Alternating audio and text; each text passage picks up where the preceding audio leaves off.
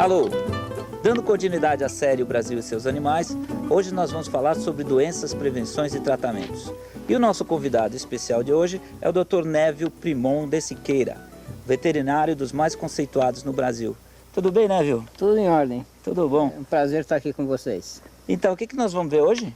Olha, hoje nós vamos ver as principais doenças que acometem o rebanho leiteiro e como preveni-las e como remediá-las, tá? Ô Névio, para começar, uma primeira pergunta. Qual é o problema mais grave do rebanho leiteiro? Olha, eu acho que hoje o principal problema do rebanho leiteiro nacional é falta de planejamento. Tá? Por que falta de planejamento?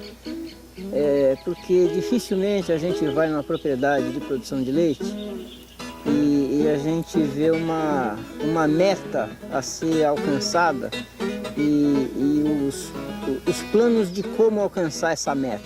Eventualmente até tem uma meta, mas não existe o plano de como chegar nela. Então o que falta geralmente é um planejamento a médio e longo prazo.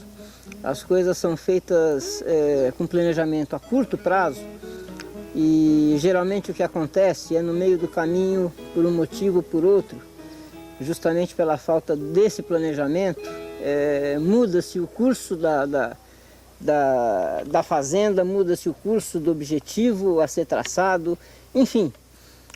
Não existe uma coisa clara colocada num papel para ninguém seguir nada, quer dizer, a coisa é tudo feito mais ou menos aleatoriamente.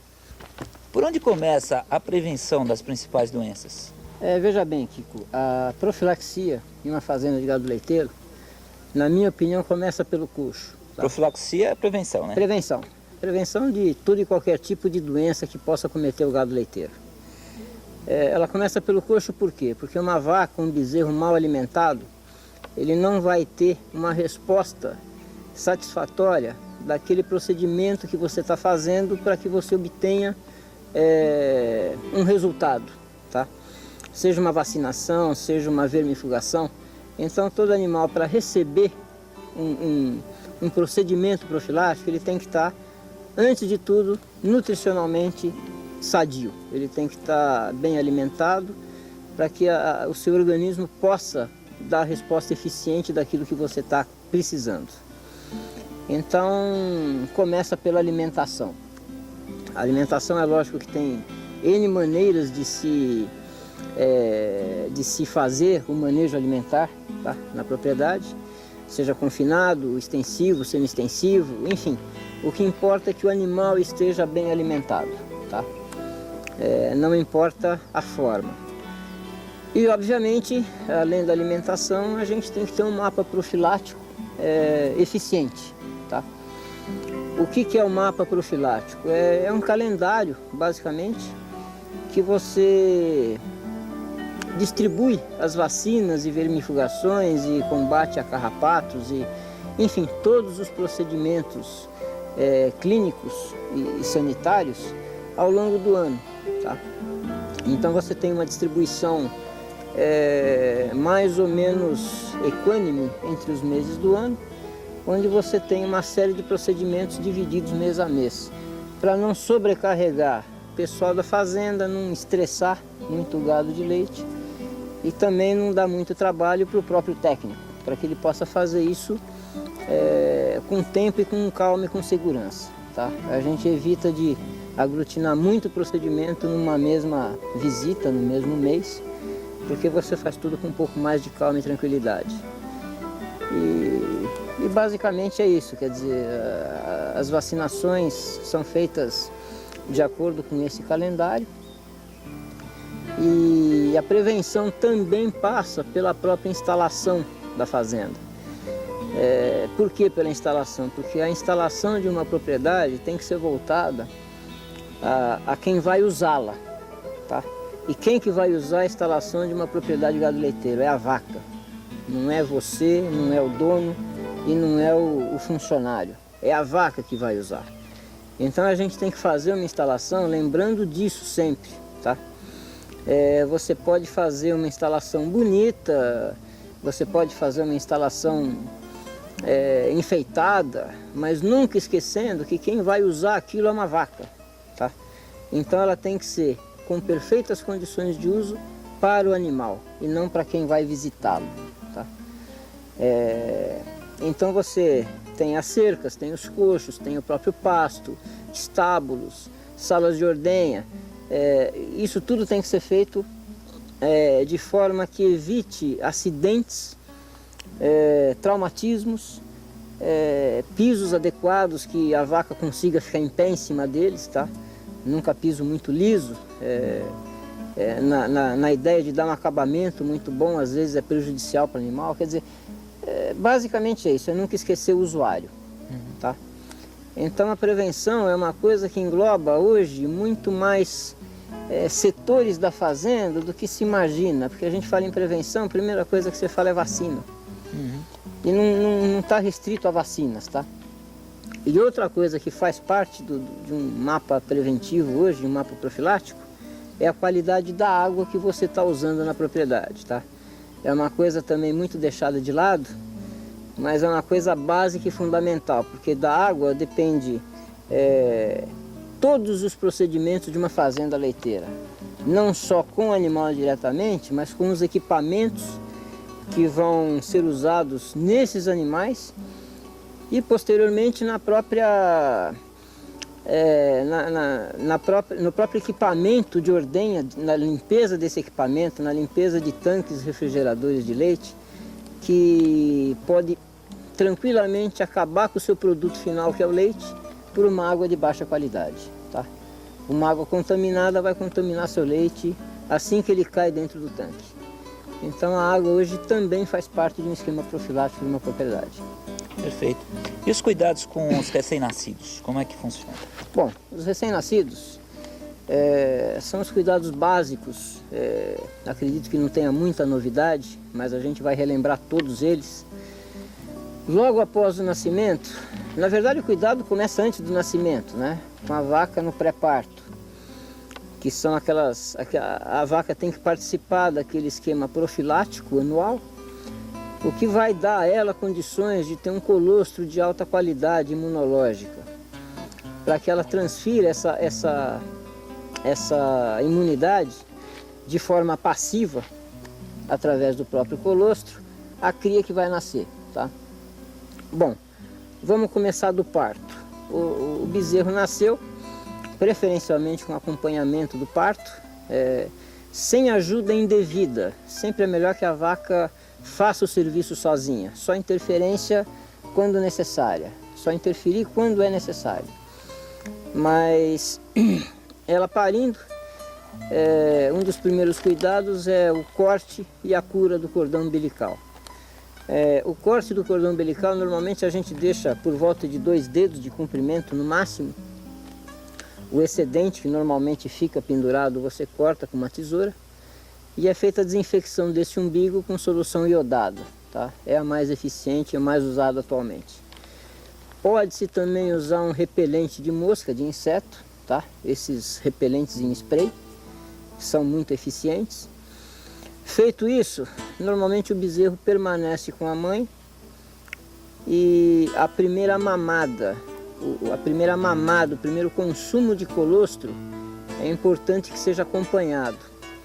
Por quê? Porque do colostro depende a saúde do bezerro, tá? Ali tem os anticorpos todos necessários. Exatamente, tem todos os anticorpos, quer dizer, além de um alimento, o colostro quase que serve, entre aspas, como uma vacina, tá? Seria a primeira forma de defesa de um bezerro recém-nascido. Então ele deve mamar o colostro o quanto antes. Por que o quanto antes? Com 24 horas após o nascimento, o intestino perde a capacidade de absorver os anticorpos, tá? Então após as 24 e depois de 48 vai para 0, a capacidade de absorção dessa imunidade é muito pequena, é muito baixa. Então você tem que fazer com que o bezerro mame o colostro o quanto antes e em quantidade suficiente, tá? Como é uma quantidade suficiente? É o máximo que ele puder ingerir. O máximo que você conseguir que ele consuma de colostro é o ideal. Então, observada a mamada do colostro, que é de fundamental importância, a gente vai ter que ter os cuidados depois com a alimentação desse bezerro, com as instalações que ele vai permanecer e com os possíveis problemas sanitários desse bezerro, sejam tristeza parasitária, que é a babesiose, seja disenterias, diarreias, que são os problemas mais frequentes. Então vamos começar pela alimentação. Esse bezerro mamando o colostro, normalmente ele permanece durante as primeiras 24 horas com a mãe, tá? Isso nesse sistema de criação de bezerro em gaiolas, que chama, separado da mãe. Então ele ficando essas 24 horas, ele vai consumir uma quantidade de colostro razoável e suficiente. Passadas as 24 horas, ele vai ser colocado numa gaiola, numa bezerreira individual, e vai receber diariamente 4 litros de leite, tá? 2 litros pela manhã e 2 litros à tarde. Esse leite, obviamente, tem que estar numa temperatura adequada, por volta de 37 a 39 graus, 40 graus, que seria a temperatura que ele colheria esse leite no útero da vaca. E, obviamente, com os fômites, os coxos, todos bem higienizados e limpos, né, devidamente lavados, sem que fique resíduo desse leite para a mamada seguinte. Quer dizer, normalmente até a gente usa, quando o coxo é permanente, quando acaba o leite põe água fresca para o bezerro. Quando não, esses coxinhos são lavados, guardados e à tarde novamente o leite é servido nos próprios coxinhos. Essa alimentação vai, vamos dizer, até 60, 90 dias, quando os bezerros são desmamados. E aí já passa para a segunda fase, quer dizer, na verdade, durante o período de lactentes, eles já começam a receber ração e feno, tá? A ração granulada e o feno, para que ele possa ficar sem o leite após os 60, 90 dias. É justamente a ração e o feno que vai dar o aporte de nutrientes que faltaria devido à retirada do leite, e a ração e o feno vão substituir esse aporte de nutrientes. E logicamente uma observação, tá? Sempre que você for alimentar esses bezerros, procurar observar se tem problemas, se tem apatia, se tem diarreia, se tem bezerro com pelo arrepiado, para fazer o levantamento de uma possível doença antes que ela se instale realmente, ou que ela esteja recém-instalada, que sempre o tratamento é mais eficiente. E esse bezerro? Esse bezerro não está muito bem não, né? Não. Essa bezerra teve, a semana passada, uma fase aguda de babesiose, que é a famosa doença do carrapato, que a gente chama. É um micro-organismo que o carrapato que transmite, e a babésia, ela parasita a hemácia do animal. Ela, para se replicar, ela entra na hemácia. O que é a hemácia? Hemácia é o glóbulo vermelho do sangue do animal. Tá?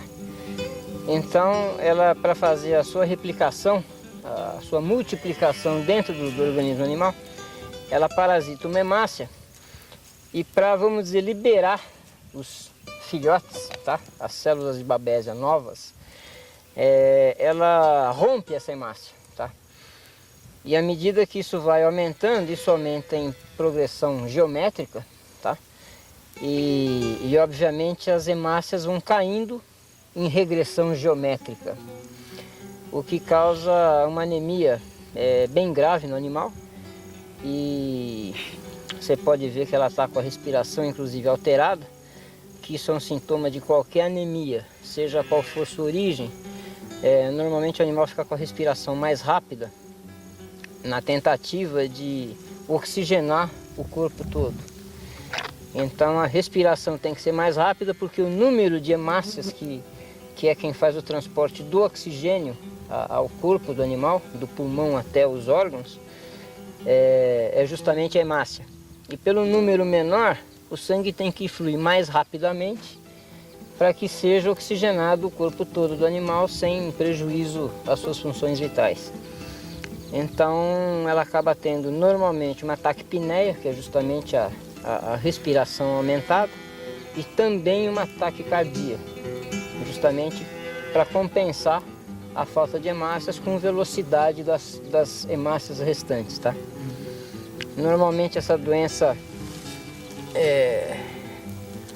dá uma eu não sei se você consegue pegar aqui, a mucosa fica um pouco mais esbranquiçada, chegando eventualmente a ficar quase que perlácea, tá?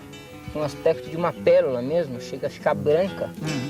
Quando a hemácia, a degradação de hemácias é muito grande, tá? Quando a anemia é muito profunda. E é uma doença que ainda leva muitos animais a óbito também. Apesar de ter um tratamento relativamente simples e conhecido. Tem cura, né? Isso tem cura, tem cura. O que eventualmente acontece são algumas cepas de babésia um pouco mais violentas, um pouco mais virulentas, que praticamente acomete o animal numa doença super aguda e leva à morte em até 12 a 24 horas. Sem muita chance de tratamento, até por, às vezes, não ver o animal doente ainda. Tá? Eventualmente você vê o animal mamando na parte da tarde e ele já amanhece ou morto ou quase morto. Então é fulminante em alguns casos. Alguns casos são fulminantes. Mas em geral a gente consegue tratar com relativo sucesso. A única coisa é que o animal realmente fica bem depauperado e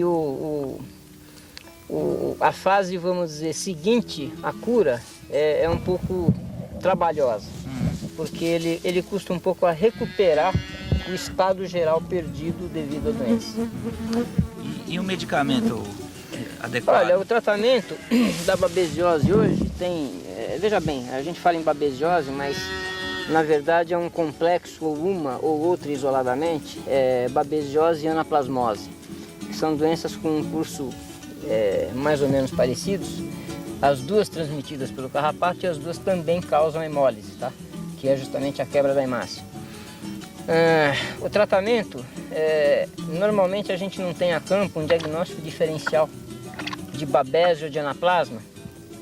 Então o que se faz na prática é um tratamento que serve para os dois, tá? A gente faz uma associação de Ganazeg, tá? Com tetraciclinas, tá? Aí você consegue pegar tanto a babésia como a anaplasma. E tem também imidocarb, que é o imisol, que aí sim uma droga só atua nas duas doenças sem problema nenhum. E... Como é que é aplicado? É via oral ou via... Não, é tudo injetável. Injetável. Todos eles, tanto o imisol como o Ganazeg, como a tetraciclina. A tetraciclina existe oral, mas a eficiência melhor nesse tipo de problema é realmente injetável. E quantas doenças? Quais seriam as mais frequentes e as mais graves? Olha, quanto às doenças mais frequentes, nós temos algumas de origem infecciosa, outras de origem nutricional, outras de origem parasitária e, vamos dizer, outras origens, tá? Dentre as infecciosas, nós temos em granja leiteira hoje a mamite como uma das principais. Temos a leptospirose, a IBR, que é a rinotraqueite infecciosa bovina. As clostridioses são também de uma relativa gravidade. A babesiose e anaplasmose.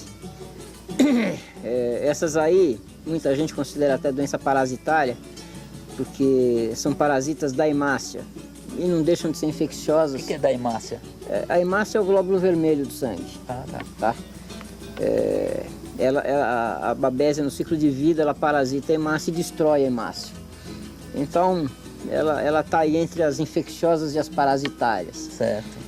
E temos também, vamos dizer, raiva, talvez com um pouco menos importância, a própria fitosa. Apesar de ser importante a sua profilaxia, a prevalência da fitosa hoje em rebanhos é quase nula. Mas a profilaxia é muito importante ainda, até por motivos comerciais, em termos de mercado internacional, Então, a prevenção continua tendo que ser feita e bem feita. Dentre as nutricionais, nós temos acidoses, alcaloses ruminais, indigestão, temos intoxicações alimentares por alimentos ou algumas toxinas que são produzidas por fungos indesejados. tem uma série de intoxicações que podem ser graves. E dentre as parasitárias, nós temos as verminoses gastrointestinais e pulmonares e temos os ectoparasitas, que hoje são um problema sério em gado leiteiro, não só em gado leiteiro, mas em granja leiteira, pelo acúmulo de animais, pelo manejo um pouco mais confinado, se torna um problema muito mais sério do que em criação extensiva. Dentre eles temos os vermes gastrointestinais, como eu já falei, e temos também o carrapato, que é mais fiel que o cão, ele está sempre junto da gente. Uhum. Temos a mosca do chifre, a mosca de estábulo, temos o berne, tá? E as bicheiras, né? Ou míases, comumente chamadas de bicheiras, que também estão sempre seguindo junto com os rebanhos leiteiros, né? São problemas que são muito difíceis de acabar e alguns deles a gente não pode acabar, por motivos que a gente talvez fale mais para frente, mas a gente tem que ter isso sempre sob um controle rigoroso para que também não cause um estresse muito grande aos animais e nem problemas secundários, tá? Principalmente no caso de bicheiras que causam erosões, tá? No corpo do animal, e é uma porta de entrada a outras bactérias, a outras infecções que podem ficar bem mais graves. Então a gente tem que ter muito cuidado, tem que ter também um mapa de controle disso. Dependendo da incidência, a gente faz os combates para a diminuição dos parasitas. E a vermifugação normalmente também faz parte do mapa profilático, tá? Em bezerros, obviamente, essas vermifugações são mais constantes do que no gado adulto. Uma porque no gado adulto eles fazem menos estrago, vamos dizer assim. Eles prejudicam um pouco menos a vaca adulta do que o bezerro.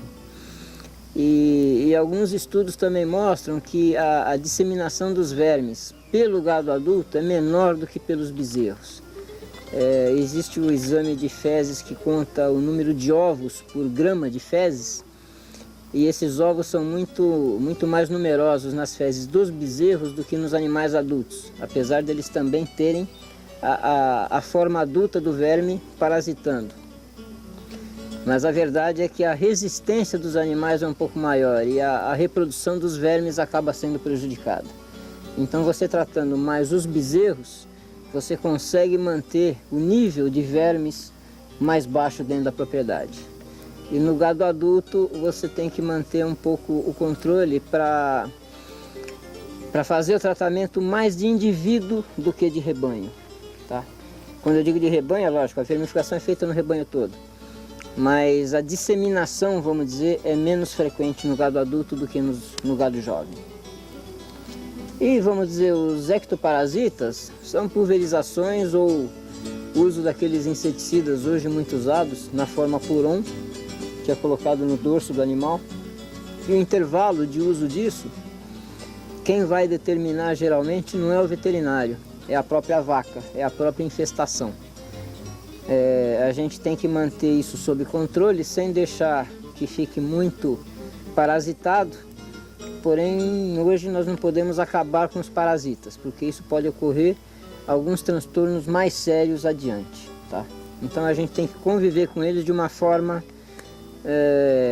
amigável, vamos dizer assim. E essa fase então aqui é pré e pós-parto, é isso? O ideal até é que essas duas fases sejam separadas. Aqui por problema de estrutura, a gente está mantendo as recém-paridas bem novas junto ainda com as de pré-parto. Até a alimentação, vamos dizer, é uma época de transição, tá? Uhum. Então são categorias que até podem ficar juntas, não por muito tempo, mas dá para mantê-las um pouco mais juntas ainda, até equacionar o problema de manejo da fazenda como um todo, tá? Mas elas são estabuladas até para ter um acompanhamento um pouco mais de perto, para ver se existe uma retenção de placenta, a eliminação de sujeira pós-parto, tá? Que são placentas, líquidos fetais, e também para ver se tem algum problema de mastite pós-parto, que também é uma coisa que acontece frequentemente. Passada essa fase, elas passam no manejo normal, tá? e após a ordenha vão para o pasto com o restante do rebanho. Certo. E quais os cuidados básicos que teria que se ter aqui, assim, tipo, você falou do solo? Veja bem, em qualquer estábulo, tá? Em qualquer gado estabulado, seja confinado ou semi-confinado, um dos cuidados que a gente tem que ter sempre é quanto ao piso e à cama, se existir cama, né? O piso, vamos dizer, tem que ter uma declividade razoável, tem que se evitar acúmulo de água e de excrementos, tá? do próprio gado, porque isso predispõe até certo ponto um amolecimento do casco e também acaba formando um meio de cultura propício a bactérias, tá? Bactérias essas que podem vir a cometer o próprio casco dos animais e eventualmente ubre, algumas feridas abertas de cortes, de acidentes. E se bem que no ubre o transtorno é maior, o prejuízo acaba sendo maior e a dificuldade de tratamento também. Mas você acaba tendo um acúmulo de bactérias em geral. Então, sempre que possível, manter a coisa mais seca e mais limpa possível. Esse animal é uma vaca já com idade avançada e é um dos primeiros animais dessa raça, da raça Jersey, que vieram para a propriedade, isso em mais ou menos 1990. E hoje ela está apresentando uma doença que se chama hematuria enzootica bovina, tá? Traduzindo... O que é a hematuria enzootica bovina? É uma doença que é caracterizada pela urina com sangue, tá? A urina vai escurecendo devido à presença de sangue e vai evoluindo até um quadro de quase que sangue puro na urina. Ela urina quase que sangue vermelho vivo. E esse quadro é provocado por uma planta, tá? É uma intoxicação crônica por uma planta que é a samambaia, Ptyridium aquilinum. A samambaia mesmo, comum, que todo mundo tem em casa? Não exatamente. É uma samambaia, é a Ptyridium aquilinum. Depois a gente pode até ilustrar mostrando alguma planta dela. Uhum. É uma espécie específica de samambaia que dá em terra ácida, como é a média dessa região.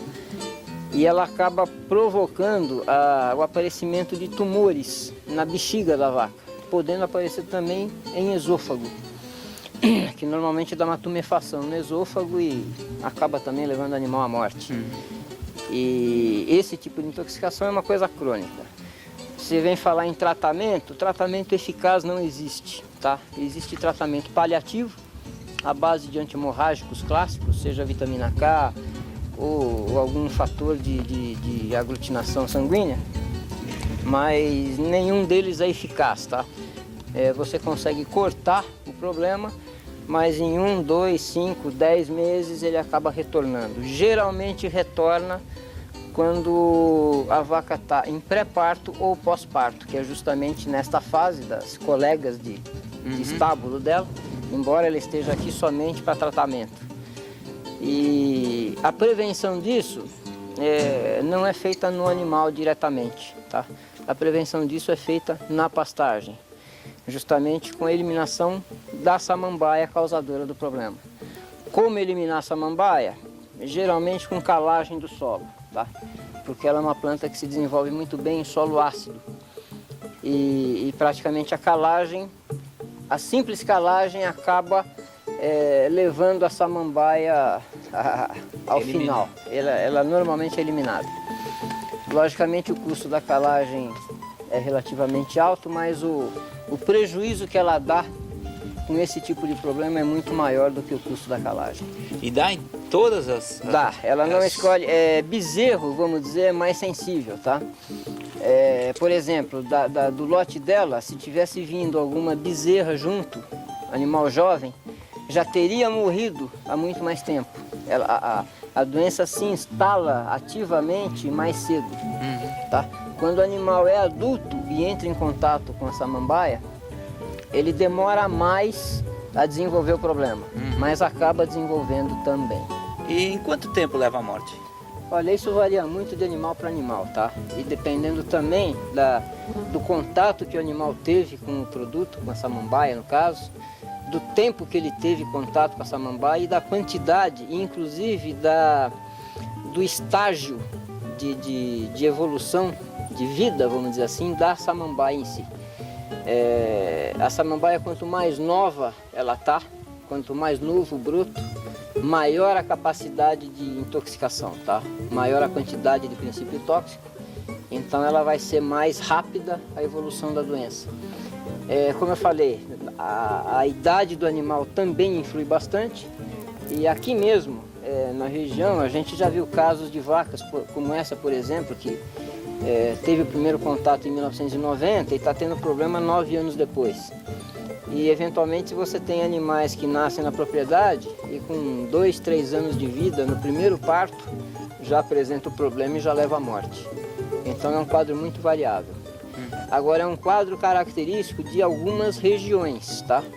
Regiões essas geralmente caracterizadas por solos ácidos e relativamente pobres. Não é toda a região do estado ou do país que existe a samambaia que dá origem a esse problema. Certo. E o medicamento que seria mais apropriado assim, a nível farmacêutico?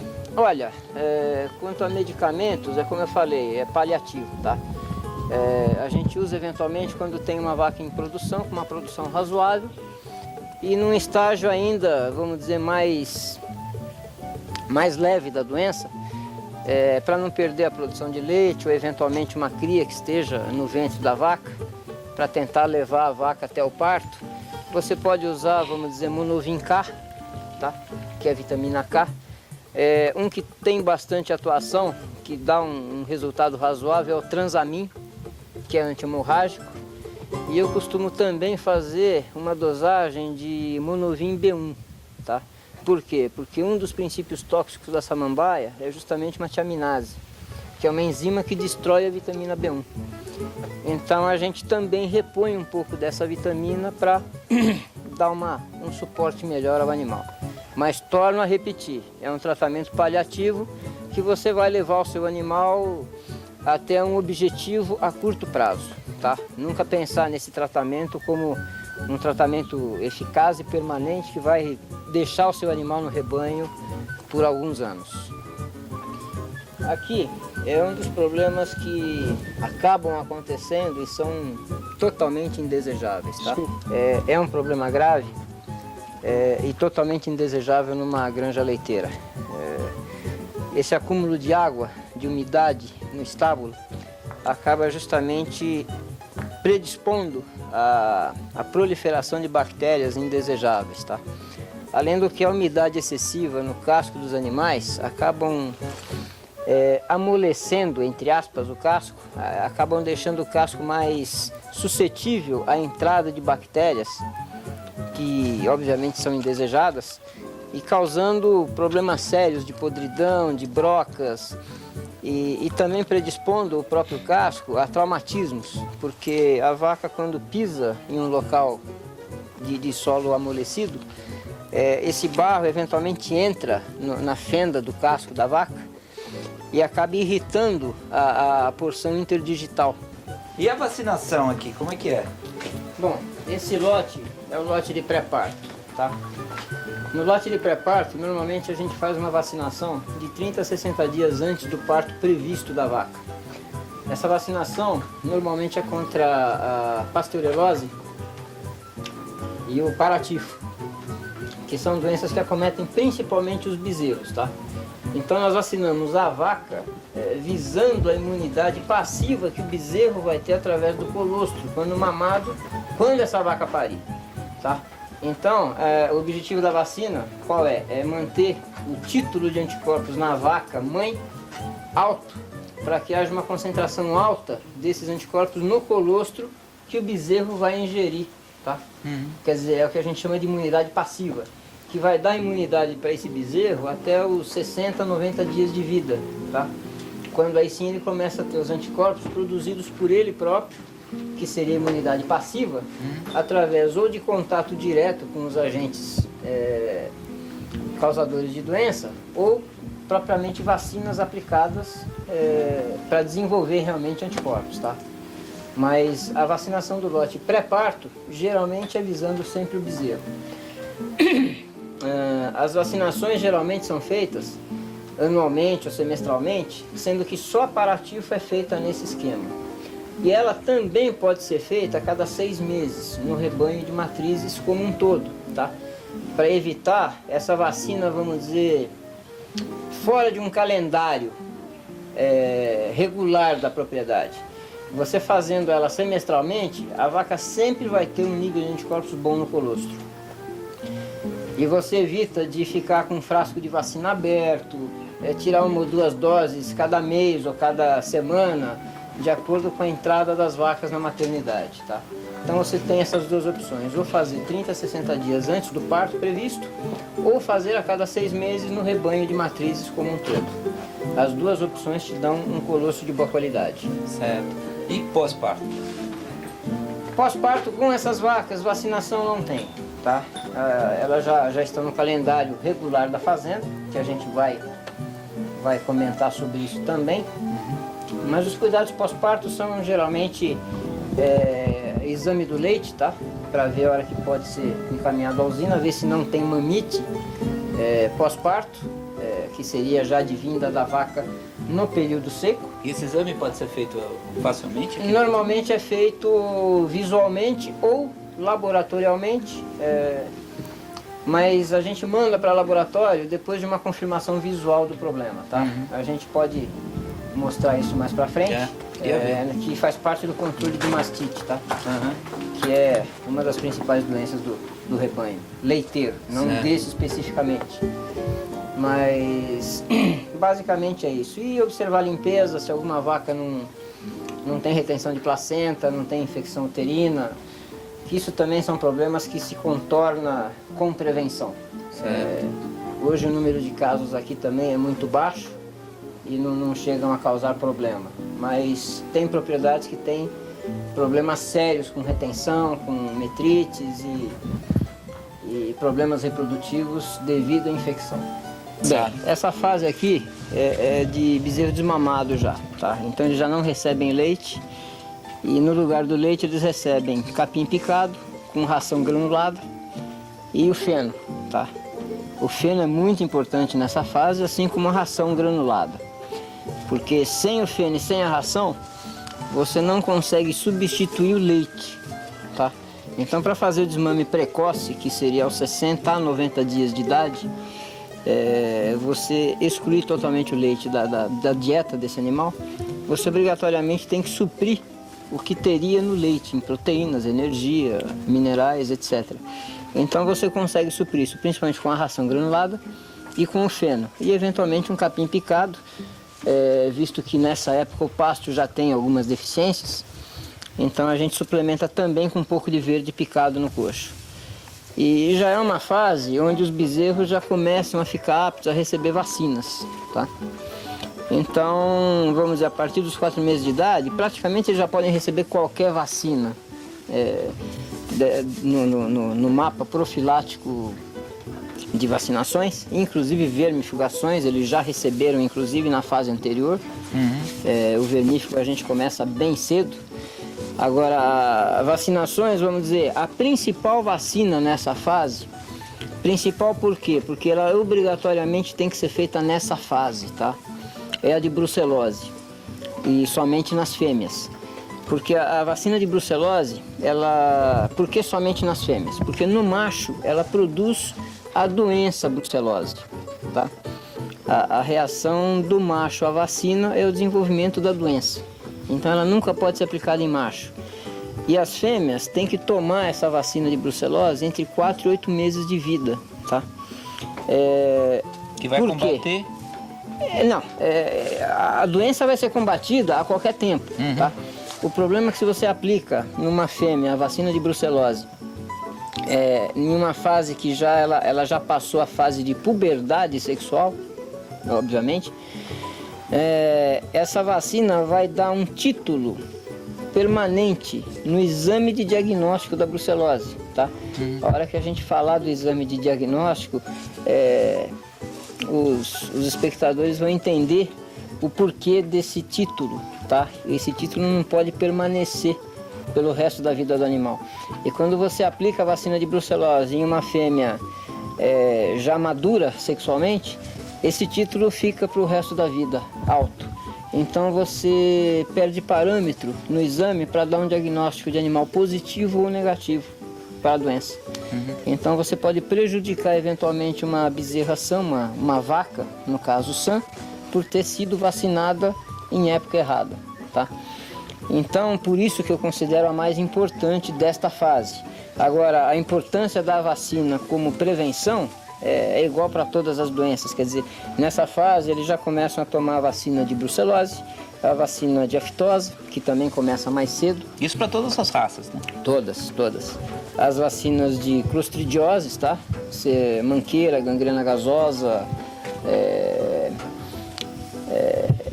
outra clostridiose também é o edema maligno, enfim, isso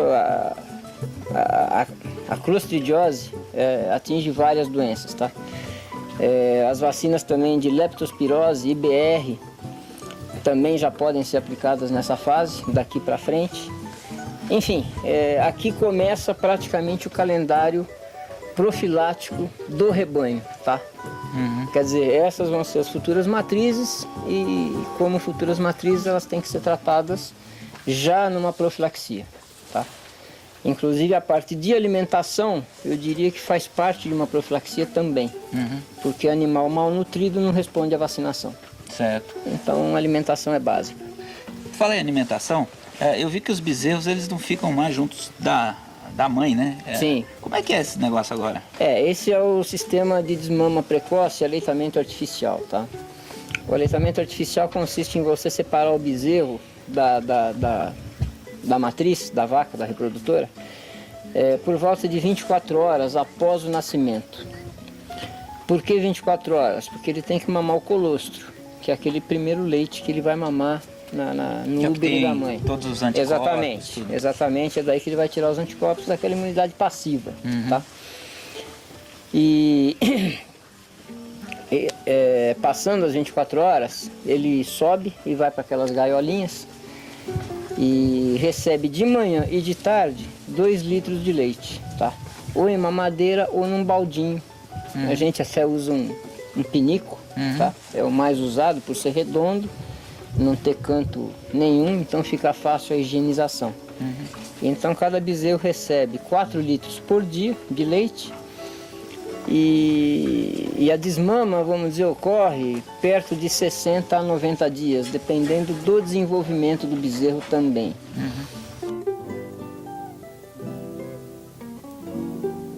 Por que a mamite causa tantas perdas econômicas?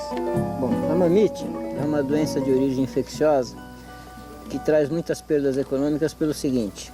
Primeiro ponto, ela por si só faz cair a produção de leite do animal ou do quarto afetado, vamos dizer, do teto afetado, de 20% a 50% quando ela é subclínica e até 100% quando ela se torna uma mamite clínica, tá? Qual a diferença das duas? A clínica, você tira o leite e ele está alterado, tá? As características físicas do leite estão alteradas. Ele é um leite grosso, ele é um leite com pus, ele é um leite cheio de grumos, tá? Então, visualmente você vê a diferença. A subclínica é justamente aquela que você tem que fazer um exame para ver que a vaca tem mastite. O leite não tem alteração física visível, tá? E é essa que é o maior problema, porque o animal é considerado sadio, o leite dela vai para a linha de leite e, obviamente, quando se mistura com o leite da vaca sadia, ele abaixa essa qualidade do leite do tanque, vamos dizer assim, do leite total da fazenda. E a prevenção da mamite? Então, como é que é feito? Olha, a prevenção da mamite tem várias formas e vários locais que você ataca, tá? Começa no estábulo de alimentação e a higiene da própria ordenha. E também faz parte da prevenção o próprio manejo, quer dizer, o fato da vaca comer pós-ordenha ou serem soltas diretamente no pasto, você também previne, porque a vaca comendo não deita. Então se a vaca está estabulada, ela vai se manter em pé comendo por esses 20 a 30 minutos que o esfíncter está aberto. Só depois que ela acaba de comer que ela vai se deitar. Só que aí ele já fechou. Então você também diminui o problema. E se vai para o pasto, muito bem, obrigado. No pasto a contaminação é mínima, é bem mais difícil você ter problema. E faz parte também os exames periódicos de prevenção e controle da mamite. Porque esses exames são baseados em... Pode deixar. Contagem de células, que são células somáticas, tá? Essas células estão presentes quando o teto é infectado, quando o teto está com infecção ou mesmo inflamado. Esse teto vai apresentar uma série de células naturais de defesa do organismo que podem ser contadas ou não exatamente contadas. Existem exames que fazem uma projeção do número dessas células, que é o CMT, é o California Mastitis Test, que te dá uma noção do número de células somáticas do leite, tá? Existe a contagem das células somáticas, que é realmente mandado para o laboratório e feita uma contagem microscópica das células. É o mais eficiente, o mais eficaz. E o CMT te dá um bom status de rebanho aqui na sala de ordenha, aqui dentro do meio que a gente está trabalhando, sem você precisar mandar exames para o laboratório, esperar resultados, dá uma boa noção do que você está trabalhando. Esses exames são feitos numa propriedade já, vamos dizer, estabilizada. Cada 3 meses é suficiente, sendo separadas para tratamento as vacas positivas.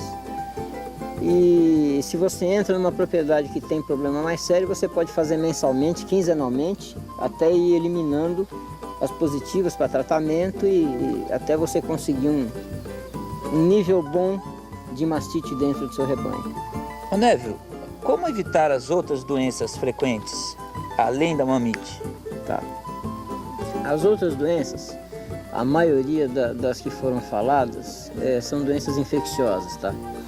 E a maioria delas são doenças que hoje existem no mercado, vacinas eficazes no combate das doenças. Dentre as vacinas mais usadas hoje, nós temos a aftosa, que, como eu falei, ela como doença hoje não tem tanta importância, porque a prevalência é baixa, mas a vacinação continua sendo muito importante. Outra doença que também tem uma prevalência baixa é a raiva, e tem uma vacina muito eficaz. A vacina é feita anualmente. A aftosa, vamos dizer, a vacina é feita de acordo com o estado, tá? Porque ainda é uma coisa que está sendo obrigatória e o estado que determina as épocas de vacinação. A raiva, normalmente a gente indica uma vacinação anual, tá? E dos bezerros também após os 4 meses de idade.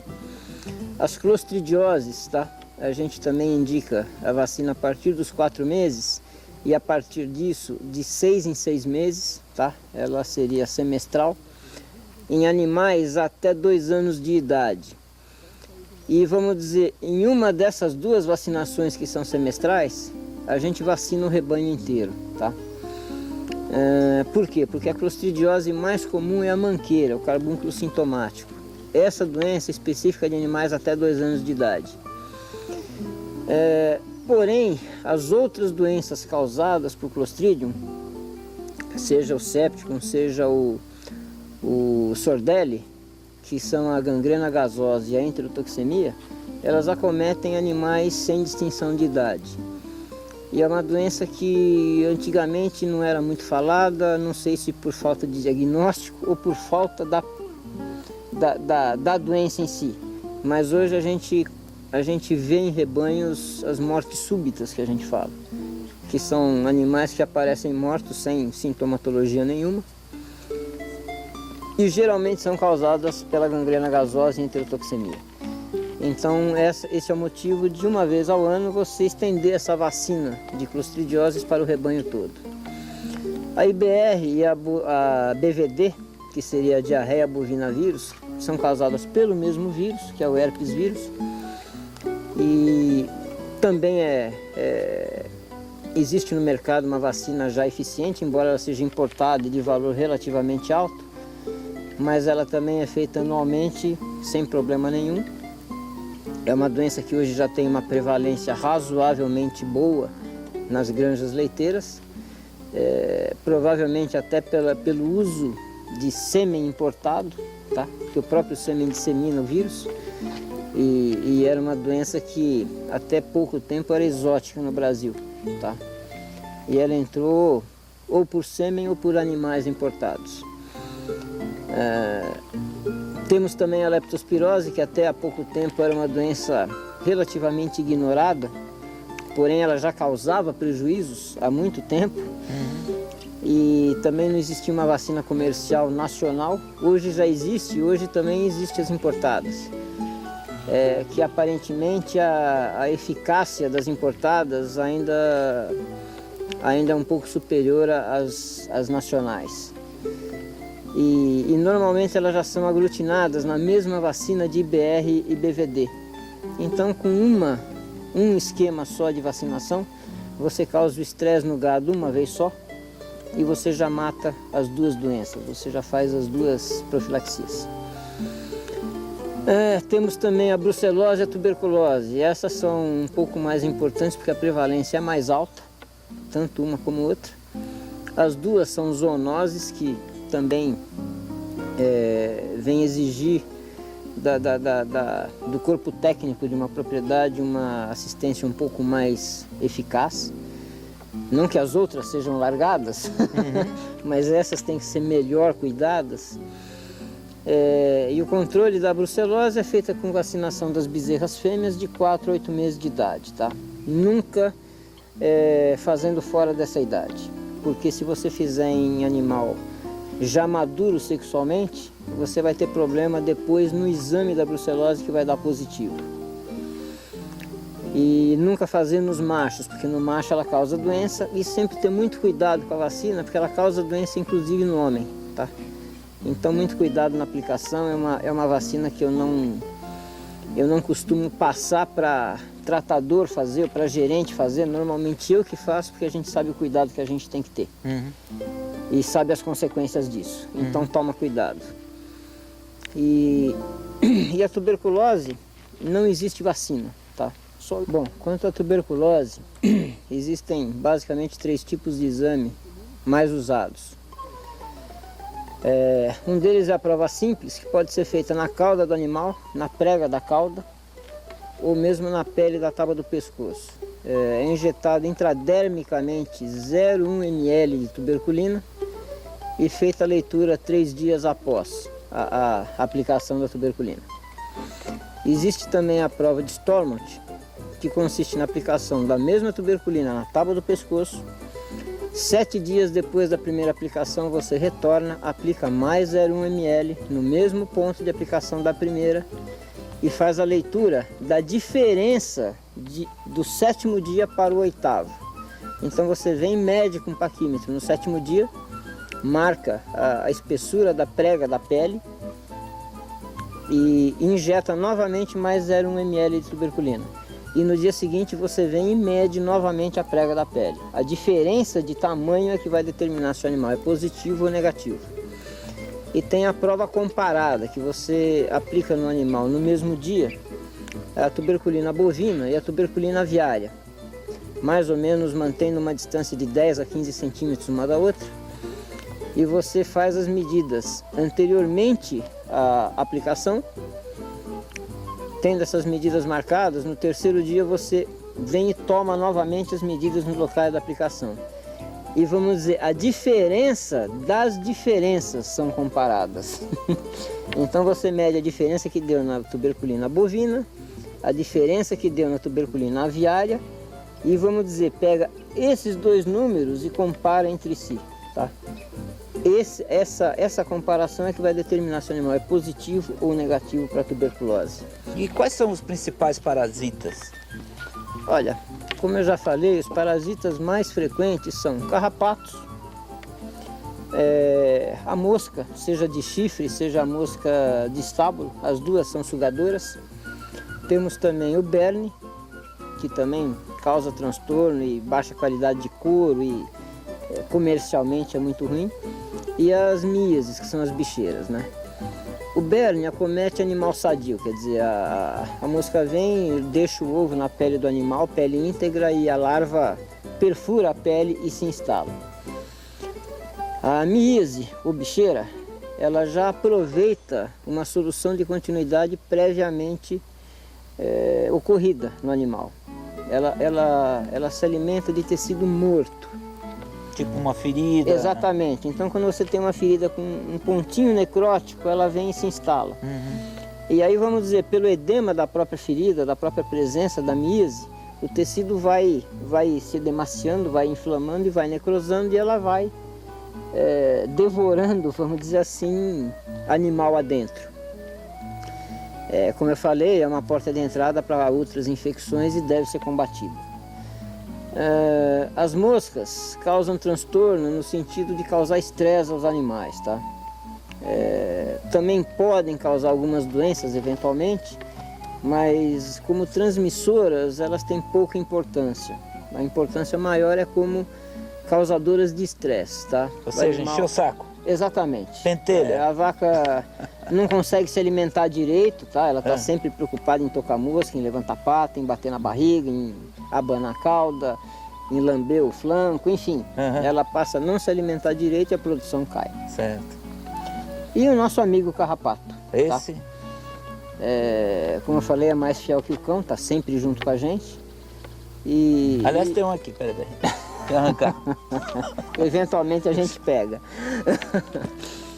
Bom, nós vamos aqui demonstrar como é feito o California Mastiff Test, tá? Até o nome meio em inglês, mas é o nome dele mesmo, é o famoso CMT. Aqui nós temos o reagente do teste e aqui a bandeja que nos dá a oportunidade de tirar leite dos 4/4 do úgre, independentemente um do outro, tá? Que esse exame é feito por teto e não por vaca. Então a gente chega no animal, despreza os 3 primeiros jatos, tá? De cada teto.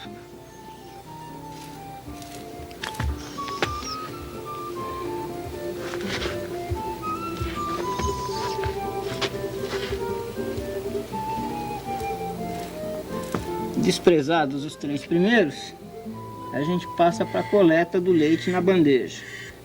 Você vai derramando até atingir a primeira lista de baixo. Aqui, podem acreditar, tem 2 ml de leite em cada recipiente desse. Agora o que se faz é misturar 2 ml da solução do CMT em cada um desses 4 recipientes com leite e se fazer um movimento circular.